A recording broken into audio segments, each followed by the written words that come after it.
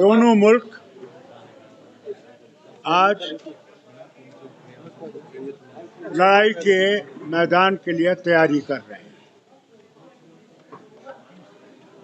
کوششیں دنیا میں ہو رہی ہیں کہ یہ نہ ہو اور کوئی راستہ نکالا جائے جس سے یہ جو ہوا ہے اس کو ان لوگوں کو پکڑا جائے. میں نے کیا ہے اور جو ان کے چلانے والے ہیں ان کو بھی گرفت میں لیا جائے.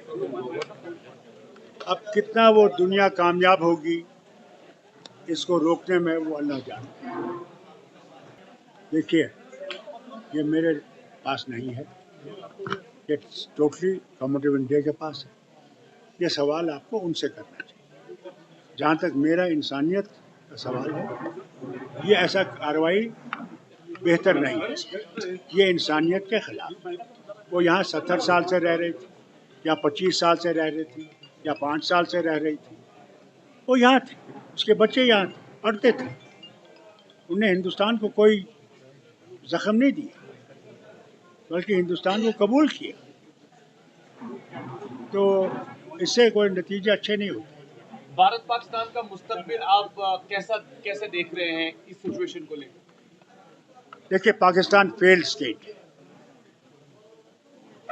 اور اس فیلڈ اسٹیٹ کو اس کے بجائے کہ وہ اپنے ملک کو بہتر کرے، وہاں کے حالات اچھے کرے، میرے خیال سے ان حالات سے ان کو نکالنے کے لیے کہ اس کی طرف نہ سوچیں، ان نے یہ رخ لیا ہے اور اس کا نتیجہ جو ہے وہ بھیانک ہوگا، بہت بھیانک ہوگا اگر لڑائی ہوئی. یہ دونوں اٹامک پاور رکھتے ہیں اور اگر اس کا استعمال ہوا تو پھر تو اللہ ہی جانے کہ کیا ہوگا. کاسٹ سینسس کی میٹنگ کو لے کر کاسٹ جو تھے وہ تو پہلے سے لوگ مانگ رہے تھے، کوئی نئی چیز نہیں ہے. یہ تو پہلے سے ہی لوگوں کی ضرورت تھی.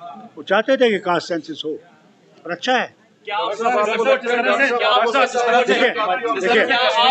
سنیے میری بات، سنیے، ارے میری بات سنو نا پہلے.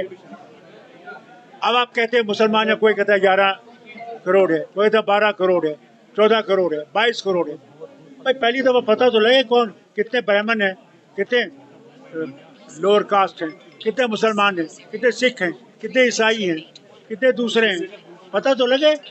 تو اس میں کوئی برائی تھوڑی ہے. پہلگام حملے کے بعد جس طرح سے باہر اسٹوڈنٹس اور تاجروں کو ستایا جا رہا ہے باہر کشمیری، دیکھیے اس کی طرف نہ صرف یہاں کی حکومت بلکہ باقی حکومتیں بھی اس کی طرف دیکھ رہی ہیں کہ ایسا نہ ہو.